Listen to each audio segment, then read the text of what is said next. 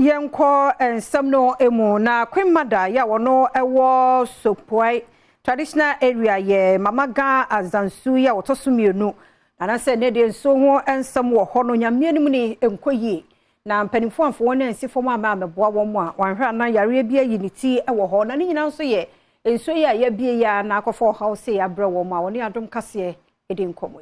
As we are talking now, the water is highly polluted. They have to come to our aid. We went for a meeting on Sunday, and then the MP suggested we use the AKOSOMBO dam. That one, they will be able to sterilize it.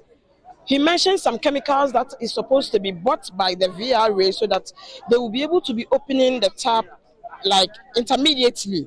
But as I'm speaking now, the tap is still not flowing, and for weeks now, we don't have flowing water.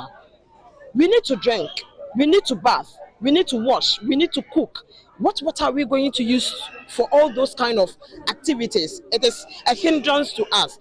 So what we are saying is we would want anybody that can help to come to our aid so that the water problem will be solved. If at least the water problem is solved, then we will say that at least half of the problem is solved. If not for accommodation, but water.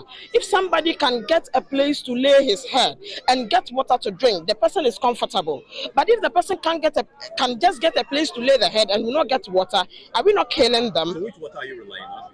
We rely on the same water that is polluted. That is the river water. The advice not to rely on the water. Because the water is polluted. Nobody can drink that water. No, at all. But they are drinking. No. We give them that education.